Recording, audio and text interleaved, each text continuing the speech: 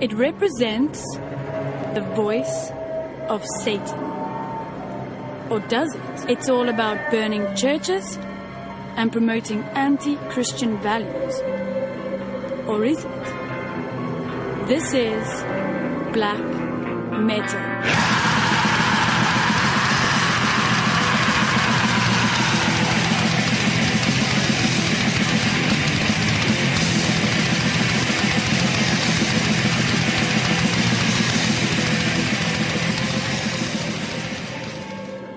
Over the next hour, we shall be dispelling the myths and getting to the truth about black metal, a global phenomenon that moshes on the dark side, but also features some of the most enlightened musicians of the 21st century.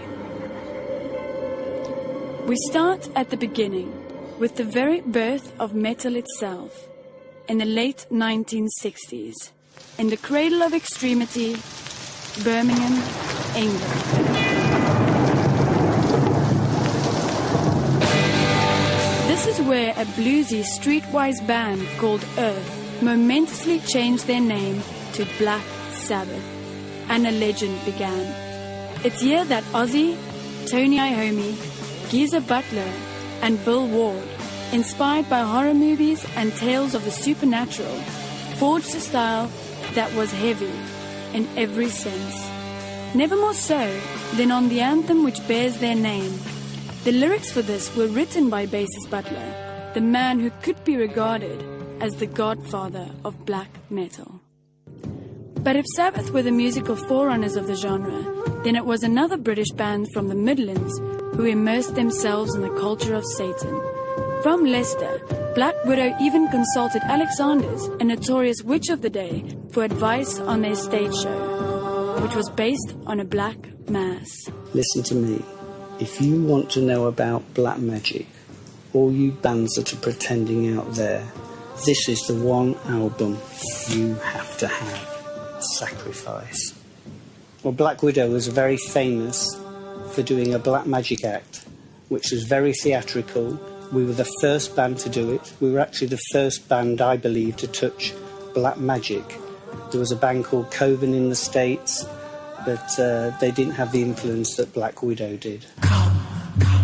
Come to the Sabbath, come to the Sabbath, Satan's there. The story was all about Astaroth, the Lady Astaroth, who's the demon and goddess of love and sex. Come to the Sabbath, come to the Sabbath, Satan's there. Lady Astaroth would come into the show about halfway through. We would have this big seduction ceremony where she's trying to seduce me out of the circle, I'm trying to seduce her into the magic circle. All hell breaks loose. She gets all her clothes ripped off, they fight, she has a whip, she whips Kip, the whip becomes part of Kip then, and we go into the sacrifice. Satan, help me! Sacrifice! We go through the sacrificial scene, which is a long 20-minute piece of music, which is very powerful, very big piece of music. It's the last track on the album, of the Sacrifice album, Black Widow. It was the first album we did. The Lady Astaroth is, at the end of the show, is sacrificed. The sacrificial sword would come down, and that would be the end of the show. We would be gone. I think we kind of believed it to a degree. It's very true. The actual storyline and the rituals that we did were very true to the real, or as they put in the occult books. And so we did it as a serious study, if you like. There was a show that springs to mind in Ilkeston, and they actually brought the local priest or bishop of the area, to oversee the gig, because they were all worried about the occult. For the first year anyway, we were followed around a lot by the press and the media of the time. I mean, we're talking early 70s, so it's not like it is now, you know, I mean, it's totally crazy now. But then, had it been now, God, I mean, I can't imagine what the publicity would have been like. Shocking, the audience was fantastic in 1970. Nowadays, nothing shocks. Black Widow was pretty shocking at the time, simply because nobody had done it before. I guess today it wouldn't really mean anything. It certainly wouldn't mean so much to me. The shock was in the fact that the girl was naked, but it was also in the fact that we were doing a story. Come to the Sabbath, come to the Sabbath, sing, sing.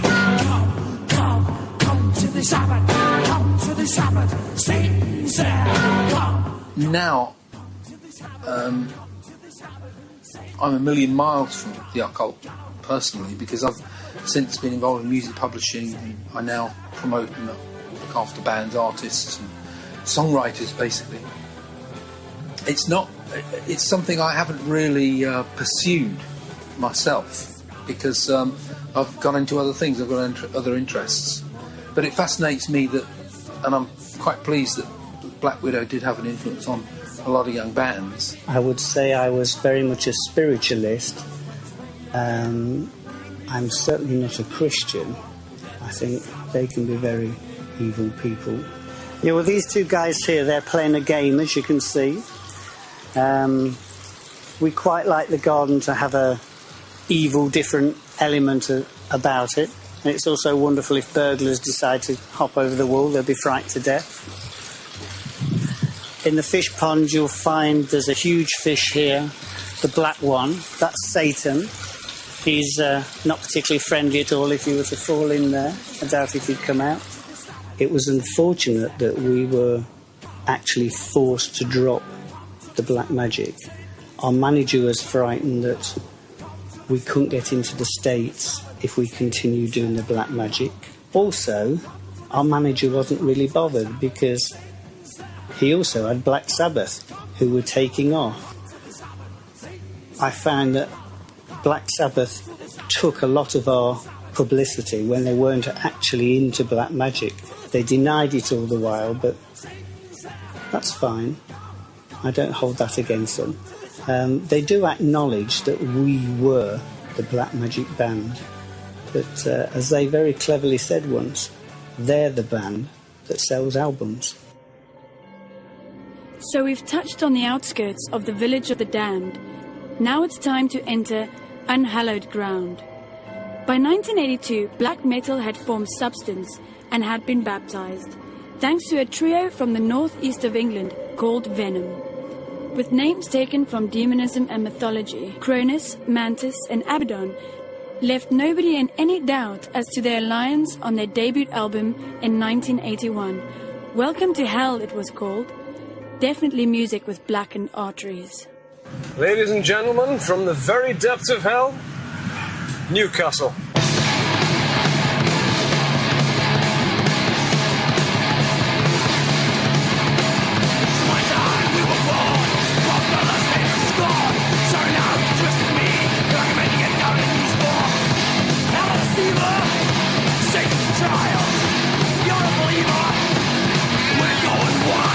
This is where black metal originated, this is where Venom originated, this is where I still live. Some bits are nice, some bits are shit. And today it's shit because it's pissing down with rain. It's an industrial town. I mean, it's the same as when I've read things with Priest and Sabbath, you know. It's the whole northern industrial thing. The sort of hard life, the tough upbringing type of thing, you know. The aggressive nature that the north seems to be tainted with, if you like. And what else would you write about living here? You know, couldn't write all this aggressive music and sing about love and flowers because there's not many love and flowers around in Newcastle. If you look back in the day at the early Venom songs, it never was strictly about the devil and all this kind of stuff. I mean, we had songs about sex, we had songs about drugs, you know, we had songs about serial killers, all that kind of stuff. So basically it was all the sort of darker elements of life, if you like. A year later came a moment in history when Venom released a second record, Black Metal. Was this the first time an album title became a movement? There was never a record called punk or disco or heavy metal? Well, not until these styles were actually established. Obviously, if anybody wants to look back and see where the term came from, you just got to look at Venom's second album, Black Metal. there it is. It's there. It's irrefutable. It's black metal. There's a song on there called Black Metal, and the song itself, Black Metal, if you read the lyrics, it's actually about playing live. You know, and I think the lyrical content of Venom, I think myself and Kronos were more storytellers than trying to get some kind of dark, sinister message across. And I've always said that if people take any kind of message from anything that I write, lyrically or musically, then that's great. I've been questioned a lot, especially on the last album that I did, the last solo album, Zero Tolerance. There's a lot of sort of aggressive lyrics, I suppose, if you like. And people have said, what does this song mean? And my answer to that is always, what does it mean to you? I know what it means to me. You take your own meaning from it. Me personally, if I put a track on, whether it's Machine Head, Fear Factory, Rammstein, Priest, I'm not looking for any hidden meaning in it. You know, if I get something from it, great, right? But it might not be what the actual songwriter's put his heart and soul into. So way back in the day, you know, we're doing this interview with this guy, and we're basically turning around and saying, look, if this is what people are calling heavy metal today, you know, you had the likes of Journey and Foreigner and people like that all lumped into this category, long hair, guitar, heavy metal band. Okay, we turn around and says, if that's the case, then we've got absolutely nothing to do with that, you know. So media being media and press being press turned around and said, what are you? Everybody's got to pigeonhole everybody else, you know. So it was just a bang, there it is, black metal. That's what we are, you know. And I think at the time it was more, for me, and I think the other guys will probably agree with this, I think it was more a statement of individuality and alienation to take us away from that, because there was a great scene in the Northeast at the time, music, very, very prevalent with the new wave of British heavy metal and all that. There was a lot of good metal bands around, rock bands, this, that and the other. But we were the outcasts, you know, everybody fucking hated Venom, right? And it was basically because we just made this unholy fucking racket. They all hated us, but I think they all envied us in some way because we had what they didn't have at the time, and that was the success. We were going away and just doing it. So for us, the black metal thing just alienated us from the mainstream, if you like. Lay down your soul to the gods, rock and roll.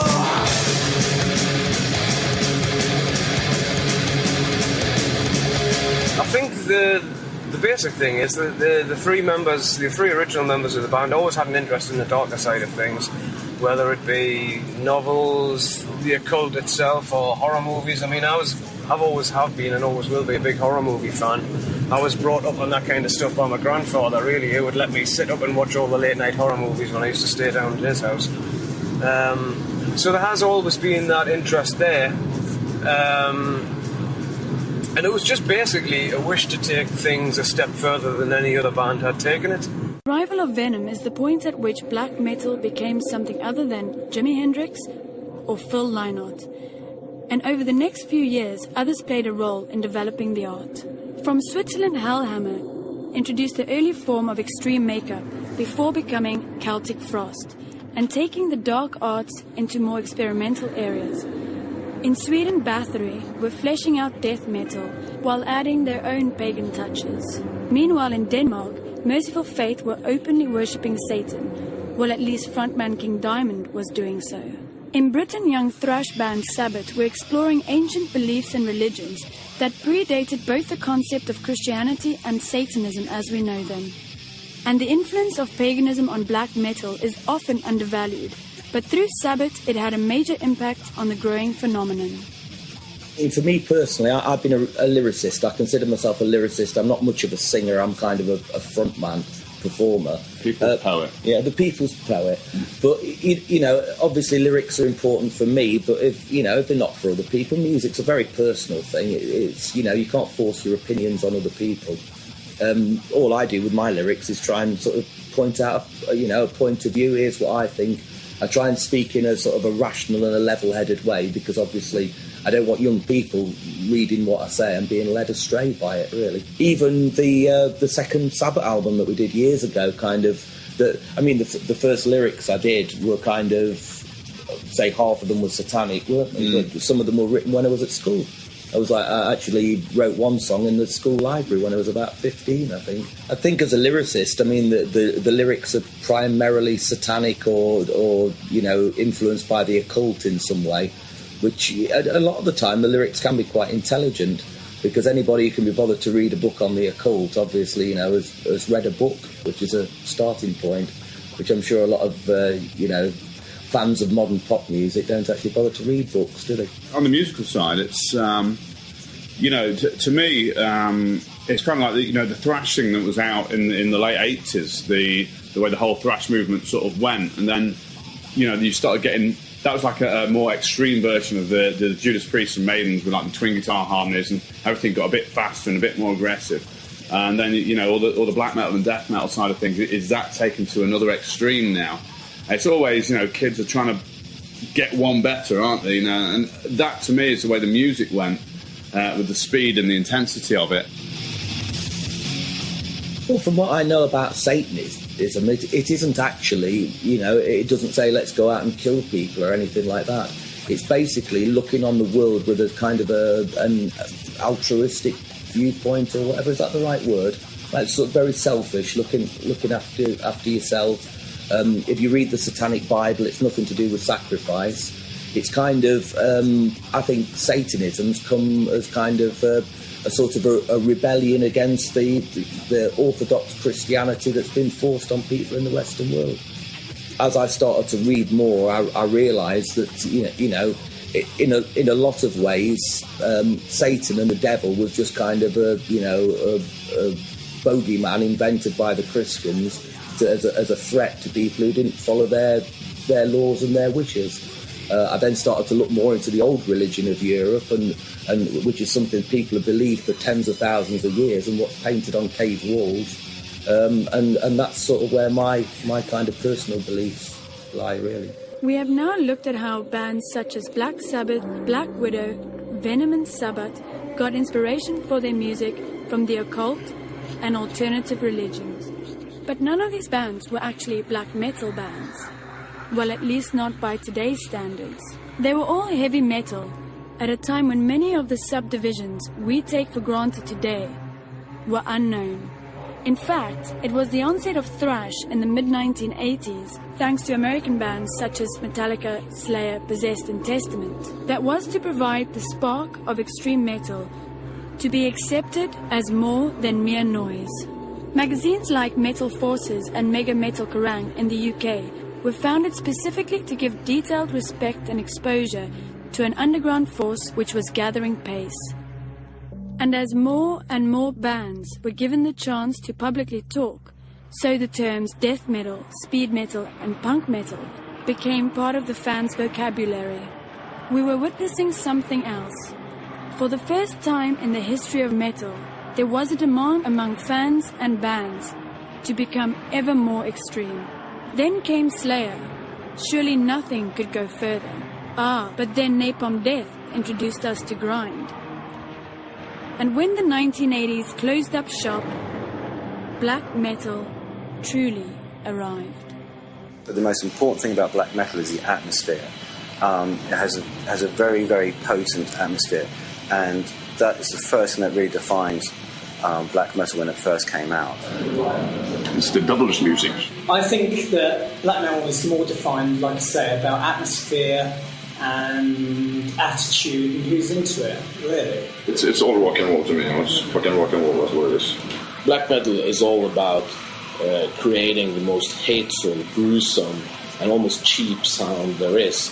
And it's very much made to be cult music. It's in kind of an indefinable sense of the other, but also mixed in with a very sense of the negative aspects of humanity as well, and finding a route through that to something not spiritual, but just something beyond yourself, and finding a link between, you know, the most negative aspects of yourself and the beyond. It isn't necessarily about Satanism, but it kind of goes without saying that it deals with dark subjects and not politics. You know, it's much more spiritual than death metal, which is close in many ways, but more disharmonic musically and lyrically. We're not supposed to attract a huge audience through like the original necro black metal sound, and I think that's the biggest difference between death metal and black metal, is that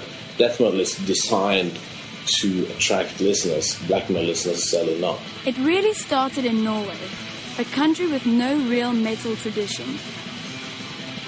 The occasional band, such as TNT and Trash, made minor ripples, but nothing to suggest that this would become a seething hotbed for darkly underground metal.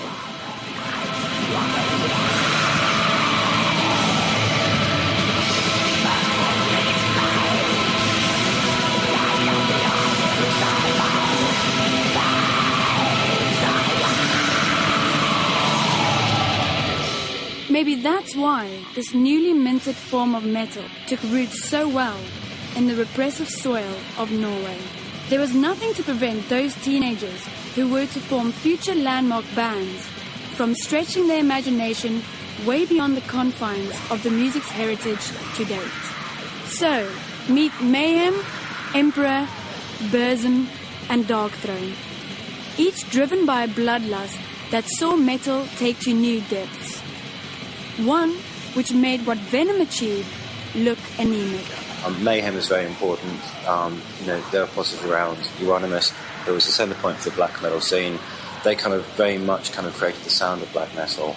Burzum are really important as well. Emperor, one of the most important black metal bands ever.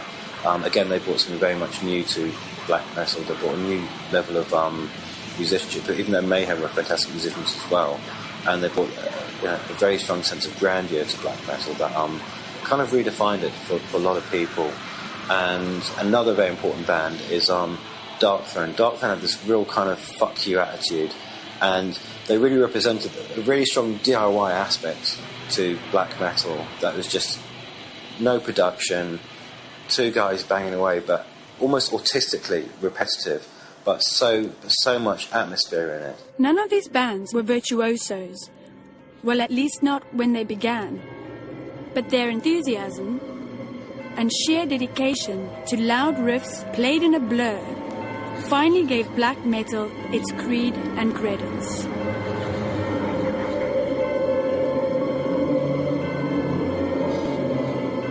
The lyrics were misanthropic, satanic, filled with a hate principally fueled by teenage frustration.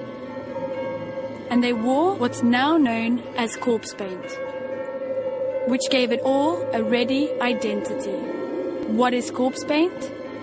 Think Kiss inspired by gore movies, and you'll get the idea.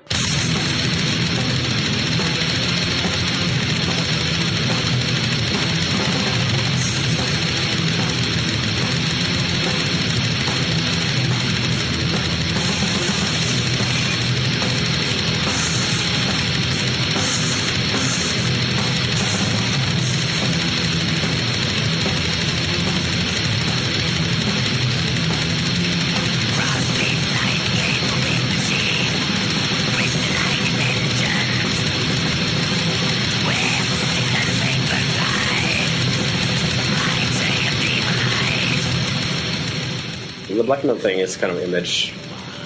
You have to keep it like it were in the 90s, I think. Because a lot of bands just take off their corpse paint, but then they lose a lot of crowd. And a lot of people think it's also stupid to wear the corpse paint, but it's how it was, so...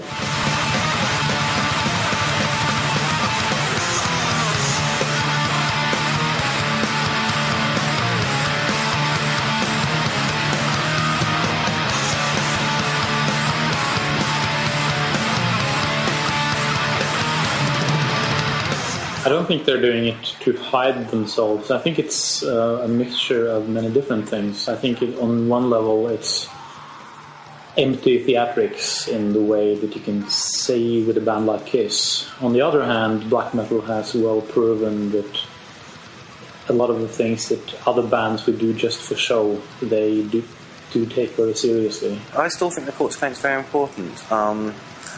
It does give people an identity.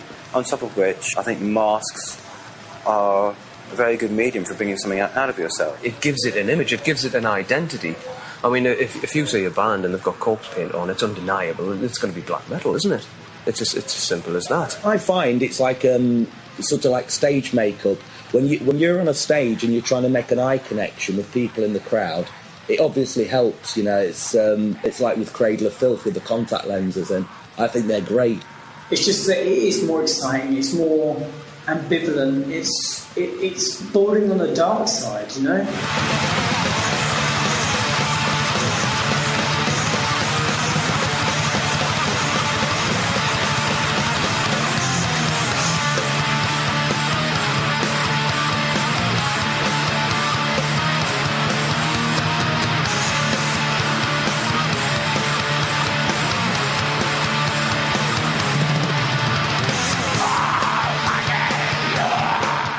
We were in the forest, middle of the night, and we were making torches, just like to get the old school style.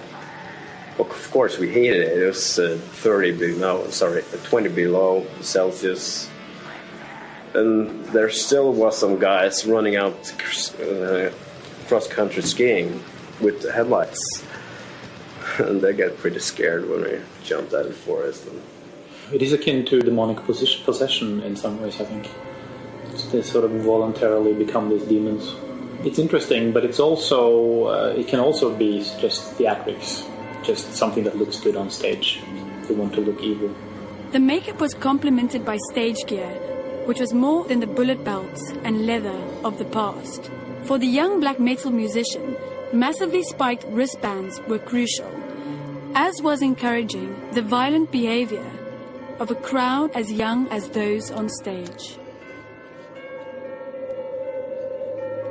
To the outside world, this was antisocial. To those within the genre, black metal represented belonging.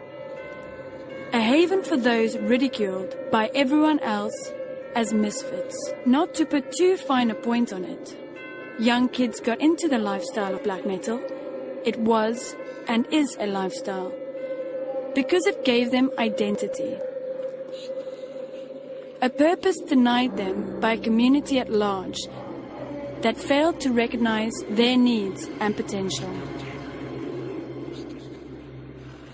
The center for much of the growing black metal community in Norway was a record shop in Oslo called Hell. Well, that's the English translation. It was owned by Øystein Aarseth, the guitarist who founded Mayhem in 1983. His stage name was Euronymous, inspired by a Hellhammer song. By the end of the 80s, this man was arguably the most important figure in black metal. It seemed that the Norwegian scene, musicians and fans alike, looked to him for guidance. Euronymous had by then taken on a strong anti-Christian stance, reflected in his blasphemous approach to songs. He also had his own label, Death Like Silence, which was to give Mayhem, Enslaved and Burzum their first exposure. The label had but one intent: to promote bands that were openly evil. There was sadly a sinister side to all of this. An outbreak of arson attacks on churches in Norway was linked to Euronymous and his disciples, the self-styled Inner Circle. They eagerly claimed responsibility for these attacks, insisting these were being done to try and rid Norway of its unwanted Christian influence and to re-establish the Old Norse religions. They were burning churches. They burnt, I think, was it 42 churches that were burnt in 92 and 93. And there was some aftermath also, because the Norwegian media just misinterpreted the whole situation, and if that had happened now, I think you would have a comparison with Al Qaeda and all that stuff. You would, the media and the community would place the so-called Satanist and black metal environment together with the terrorists. So the repercussions would be bad. You know, that's one of the powerful things about black metal. It has a mythology, and it has a birth mythology, and I think that's very important. And it's something that bands refer back to, as much as they want to get beyond it and not be purely defined by the church burnings and you know, people who choose musicians, people who choose as people. It's still something that is a constant reference point for black metal. Not that there needs to be constantly burning churches, but those are very much its birth throes, and that's really it's like the Big Bang, that everything that is black metal now came out of. In 1991, things became even more shocking when Mayhem frontman Dead committed suicide. There were reports that Euronymous photographed the body for the sleeve of the Mayhem album Dawn of the Black Hearts. Other myths grew, such as Dead's brain was boiled in a stew and eaten by Euronymous, who also made necklaces out of his skull. Many of these outrageous rumors might have been started by the band themselves to further their already shocking reputation. Euronymous was killed by Burzum frontman Varg Vikernes, then known as Count Krishna, while Emperor drummer Faust was convicted of murdering a homosexual. Copycat acts from supposedly like-minded people in other parts of the world threatened to derail the movement. If it hadn't been for that PR kind of stunt, it wouldn't have been as big as now. Not by far. It's a big business. It's actually the most exported music from Norway. The way it was angled was probably the most pitiful thing, you know. Actually a lot by press in the UK. And it turned out to be not the kind of well-organized, brutal gangs that were scheming around the table with occultism and hailing for Satan. Which church you want us to burn this time? It's just a bunch of kids, misunderstood kids. They wanted to grow in their position in with the gangs, with the people. I wouldn't expect anything else from Norwegian tabloids. You know, we all know what they, over in Norway, we all know what they stand for, you know, and we know what to expect from them. But I think also, you know, metal press here had, well, to me it seemed like they didn't see it for what it was. Young, determined people that were going to go places. That was the essence. The media really destroyed the whole thing. The media had to, the Norwegian media just went off limits, and they had to face pretty heavy criticism after. Well, I completely understand the tabloid aspect of it, and I understand the tabloids as well, because this was a crime story that had everything. It was friends turning on each other. They were young kids. They were outside of society. They had everything that it's brutal, and it's almost sadistic, and it's really, really weird. But it also has kind of a romantic feel to it.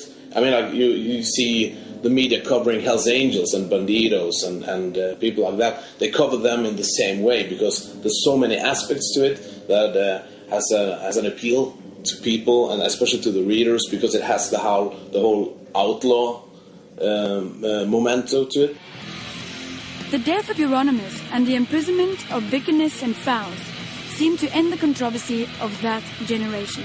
In 1994, Emperor made the momentous decision to ditch the corpse paint completely and to become more recognized for their music rather than image and sensational headlines. That year, the band's album, In the Nightside Eclipse, became a turning point, not only for Emperor, but for black metal in general. At last, the nightmare of the 90s was being blocked out by the recognition of genuine musical ability and relevance.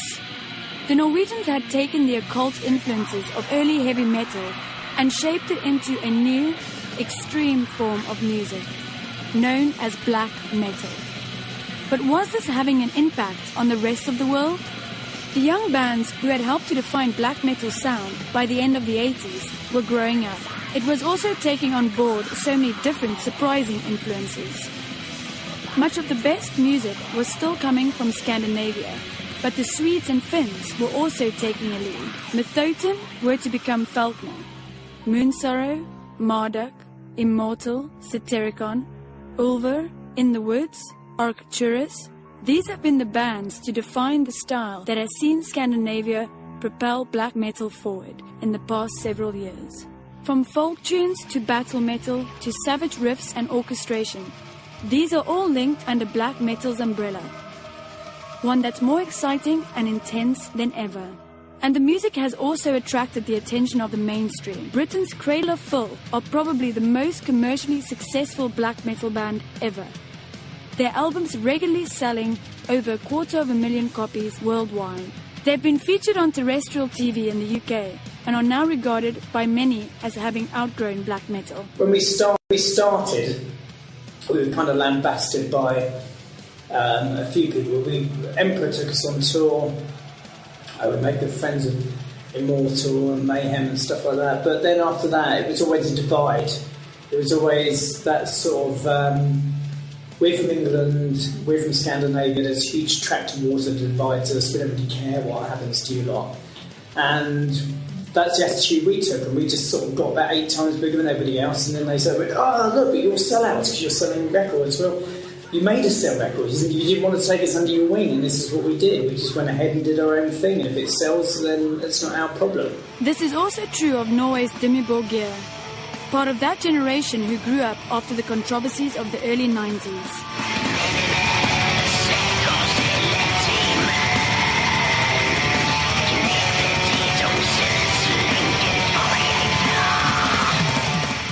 Nowadays it's all about the music. You know, if people want to still use the term black metal, then yeah, it's fine with me. But you know, I know and we know that we're so much more than just that term. You know. Back in the days, you know, the musical abilities was very low, you know, for most bands. Not counting a few, but yeah. Today, you know, most people, you know, are excellent musicians, you know, doing their thing and doing very well. Their albums sell hundreds of thousands, with a style that also draws goth metal devotees.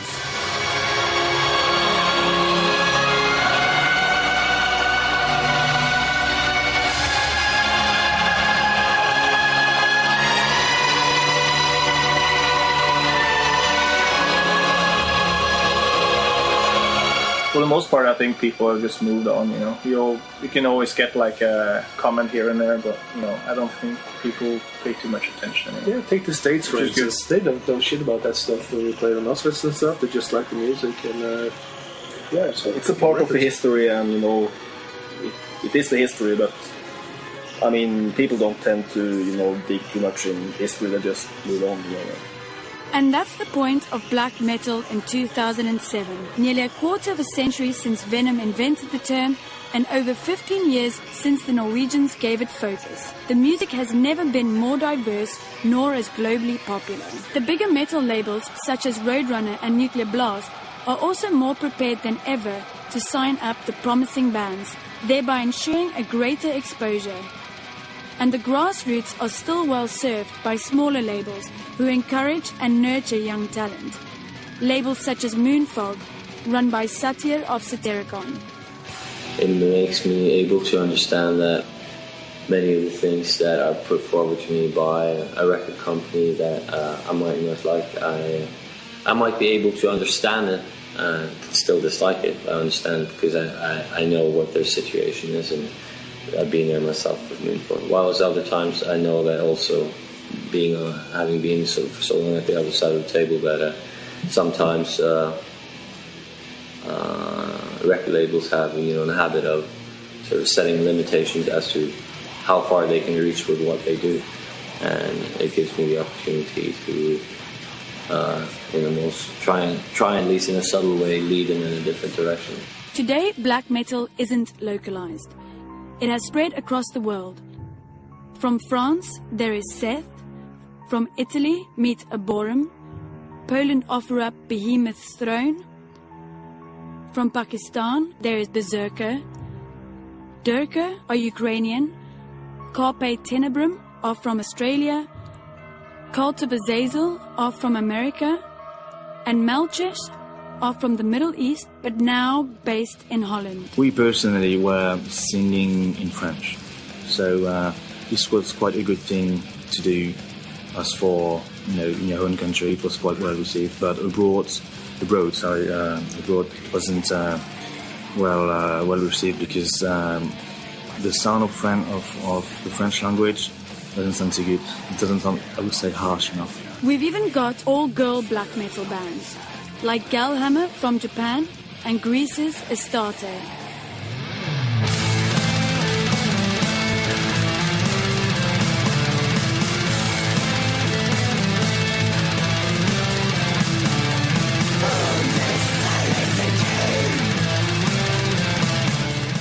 black metal is dominated by men, okay.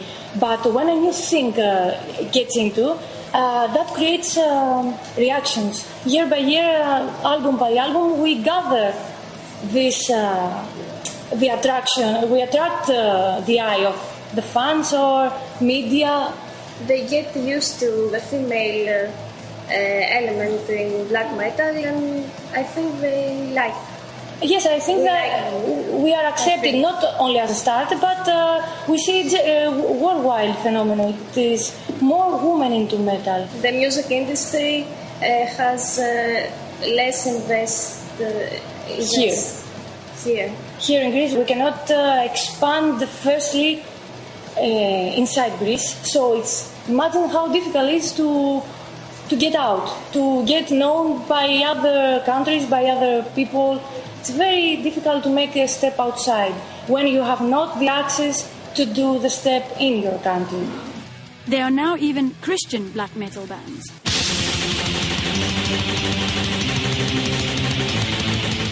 It's really hard to get somebody that likes this music and like to play this music in the scene that kind of have the same point of view in life as we do. And what is the point of view?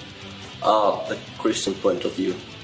The lyrics is kind of based on how it is to be a human in this world and about nature, but all in the point of view that we have. The Christian point of view. Bit of a contradiction in terms, isn't it? What do? Build churches? Do they repair them?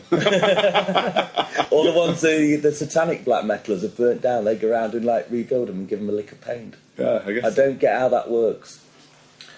You're documenting the Christian black metal aspect of this scene too, right? Yeah, that's not right. It's a contradiction term. So. Fuck's the hell about? It is simply not doable. You know, that'd be like the concept of a Formula One car with two wheels. You know, it's just it can't be done. But you have there are bands that try and do it. Yeah, but they're not black metal bands. You know, they.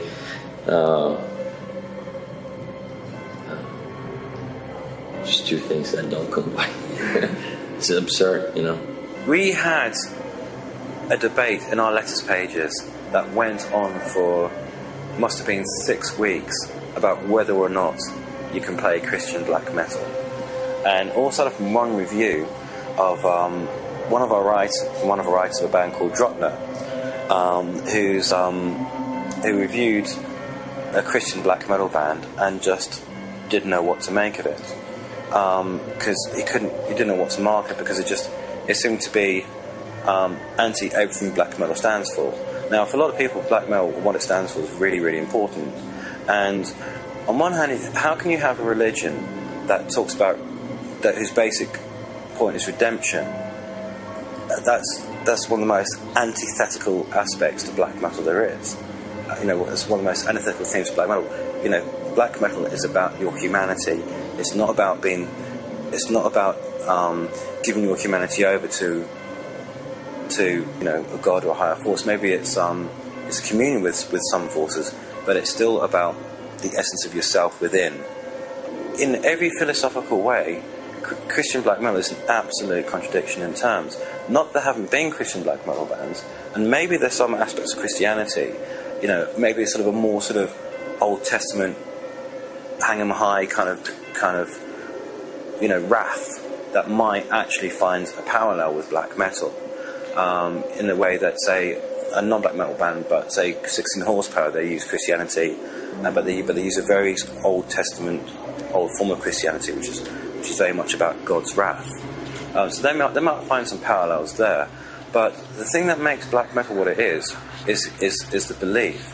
And if you don't believe in what black metal stands for, then that's not going to come across in music, and that's why you just don't find any well-known Christian black metal bands, because they can't. You know, what you need to believe in for black metal is not something that to my mind is you know, you can do that within Christianity. Christian black metal. That's funny. What is it actually?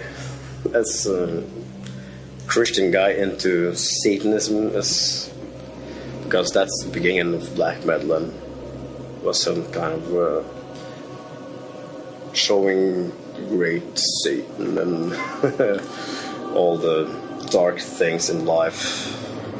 Actually, I think the Satanism is kind of be yourself and do what you want. But the Christian guys, they got their rules by the Bible, and so they kind of go and search for the black thing, or know what they do. I'm not religious at all, so I really don't care. And if you think that's weird, you've not seen Britain's Akakoka, who play live in smart suits, satanic accountants no less. And meet England's Reign of Erebus.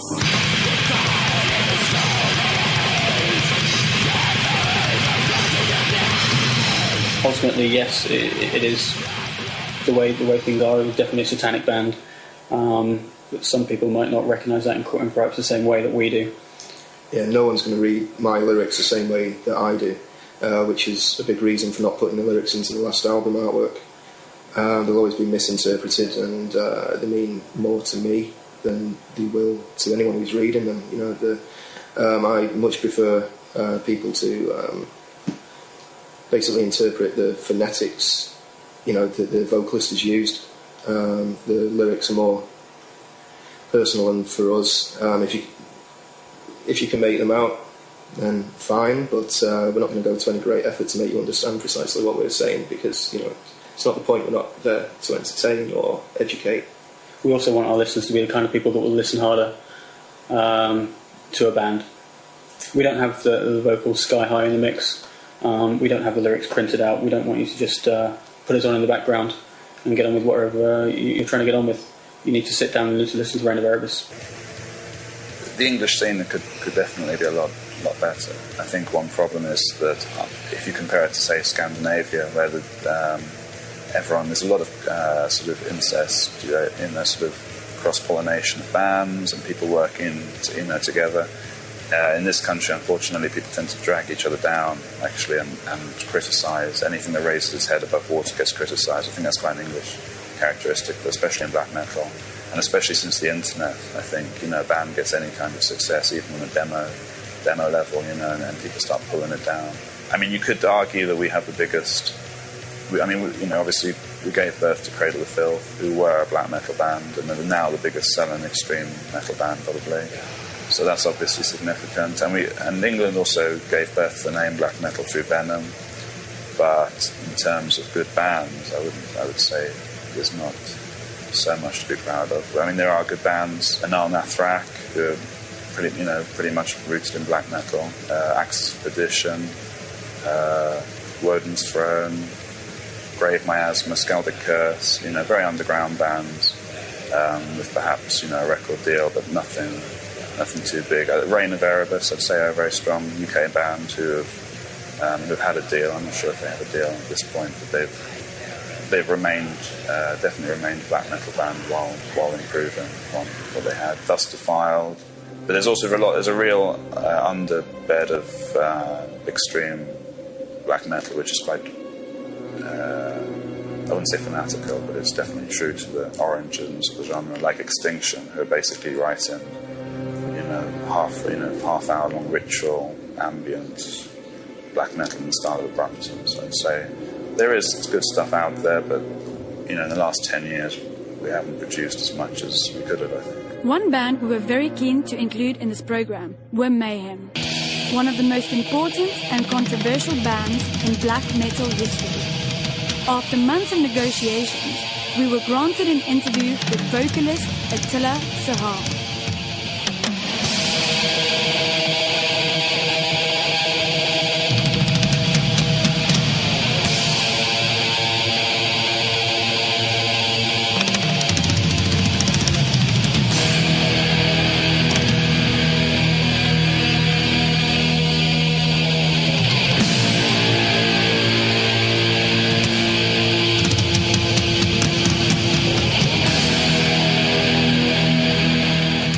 It's perfectly fits to Mayhem, this place.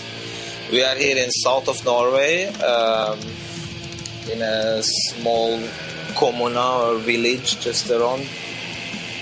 And we are in a mill, an old mill. So Knut, he rebuilt our sound guy here. He's from Arcturus. He's the guitarist in Arcturus too. He has the studio here. He built this, and it's actually amazing, comfortable, easy to work, and we are in the middle of the wood, and there is the river and the water flow, of course, and even he said that there are some certain energy vortex claimed to be around here under the surface of the earth or something, and it's perfectly fits, I think, to us. I see it's just spreading, you know. It's more and more bands and more directions, and it's getting commercial too. So, as I see, you know, a lot of bands trying to be bigger, you know, climb the ladder, you know.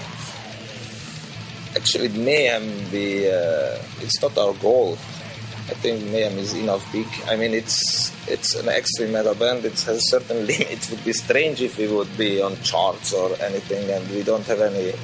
We just do our music, which is actually more and more extreme in my eye, or it's a new aspect again. It's pretty disturbing here or there. It's less melodies. We don't do this rock and roll direction at all. So we will see how it will turn out. We are working on that right now here in the studio. It's nice that it's changing, and in my eyes, they step forward. At least if you look at the music, which is, I think, the most important thing.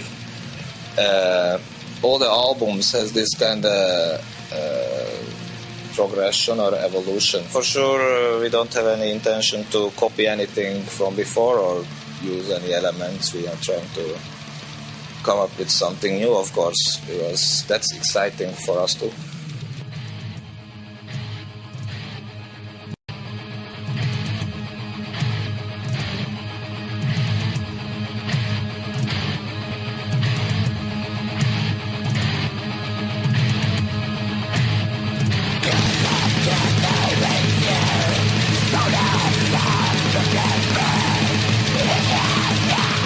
If you live in Norway, in Oslo, it's a really small town, and you hear all the stories and you read the newspapers and stuff.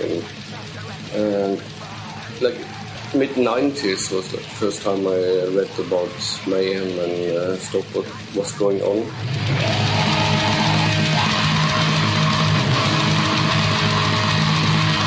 My booking man, he said like, you want to meet Mayhem and maybe want to work on one show in Rockefeller. They really want to have like a microphone stand, something special.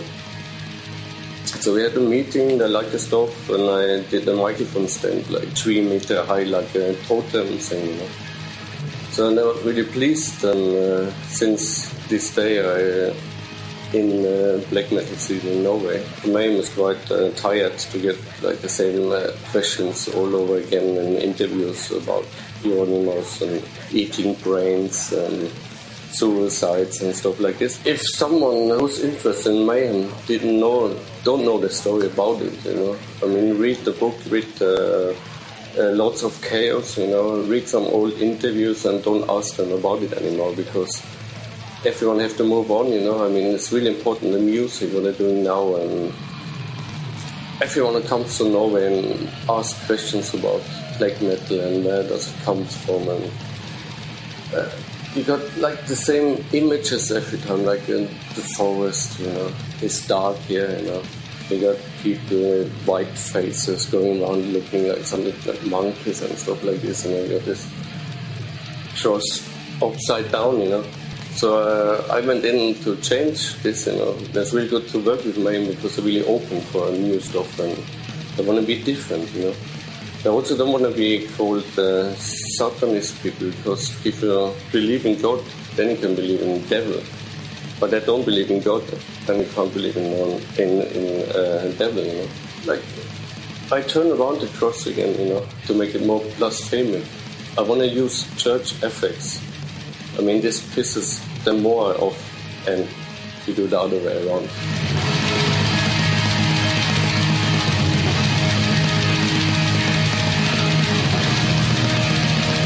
As teenagers in this scene, it was so exciting, it was so much fun, because it encapsulated everything that heavy metal was in the 80s, and just made it something bigger and bolder. And then people had to like start killing each other. It's a little bit like punk as well, but it just got too out of hand, and there's nothing fun in that, you know. To be fair, you might think that's really cool when you're like 21, but it's not that great really in the long run. You know, I'd rather have my life than seeing my children. And if people think that's weird in the black metal scene, then they just need to fucking grow up, do you know what I mean? There's a lot of good musicians in Norway.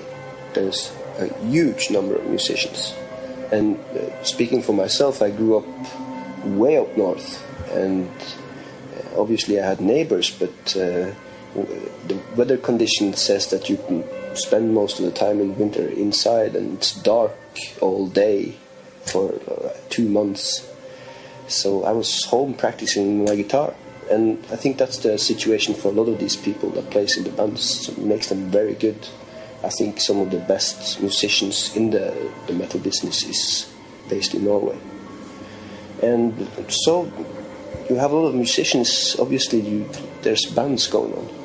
And the black metal thing, I don't know, it's a bit, I think it's close to the Norwegian temper, or how do you say it? All of that too, yeah. There's a lot of things to write. There's a lot of inspiration you can take from the Norwegian history and all that, and just make it brutal. The thing that makes black metal a really most fascinating subgenre of metal for me is a dynamic between two very much opposing wings, which is the original true black metal style and progressive elements. And I think the way they react off each other is really fascinating, because black metal, when it first started out, was actually very avant-garde. It was a very avant-garde music, and some bands have taken the avant-garde element and expanded upon it, and they've become much more progressive. At the same time, you have bands like Watain, for instance, from Sweden, and Behexen from Finland, and 1349, a Norwegian band, who maybe react against the progressive elements of it and try to reclaim the true black metal style. And having something to react against actually gives them much more, makes them a bit more ferocious. And when you're reclaiming something, you do it with a bit more venom. And so I actually think that they both work very well together. The dynamic and the push and pull between the two wings of black metal is actually a very, very powerful dynamic that actually works very well. It keeps the original black metal alive, and it also expands on some of the aspects of black metal that were latent in it from the beginning anyway. It's difficult to say where black metal is going. It's probably they're gonna split, gonna be more like this commercial thing going on, like they make music for the masses, but it's easy to listen to, and they're gonna use effects from old black metal. But on the other side is bands who are still going on this, like it's never gonna die, black metal. It's like punk music or techno, it's always gonna come up, always gonna be new bands and new stuff, and I hope old bands gonna find new ways doing it. I would definitely regard Chiricon as a black metal band. I think it's sad that, every time a metal fan likes a black metal record and finds it to be, a non-traditional record, they'd be like, oh, this is not black metal. This is just good metal. But why can't it be black metal? Black metal, as I said, is diverse and it can be so many things. And Chiricon has a very straightforward approach, like many of the bands during the 80s, but we're by no means a retro band, rather on the contrary. we look forward and feel that we're a modern band, but some of our, you know, essential ideas as to, you know, how we should sound are really simple and based on just having a few themes and a striking chorus. And that was the formula of Bathory and Venom during the 80s. But still, we don't try and sound like them. We don't look backwards, we look forward. But that makes a lot of people say, oh, you know, they have this straightforward rock and roll kind of groovy, yet it's really dark. I mean, what is this? You know, it doesn't sound like your epic, grandiose black metal thing. It has to be, you know, what should we call this? But hey, you know, to me, it captures black metal feeling. That's why it's black metal, you know, it's defined by its feel. Satyricon thing is pretty cool, actually. That's the first band actually making the list in Norway with a black metal album. And they're getting songs played on the radio, and it's positive just to help other bands in the same genre to get out. Not to hide in the basement, that's a lot of bands want to do.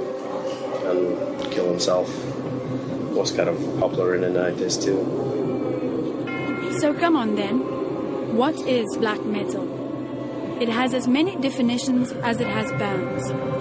That's the beauty of the music we all love. It's come a long way, a very long way, since the days of Black Sabbath. Occasionally it's been a tough, almost suicidal journey, but right here, right now, it's the most innovative, inventive, and incandescent form of metal on the scene. And you know what the best thing is about the future of black metal? The fact that it has one.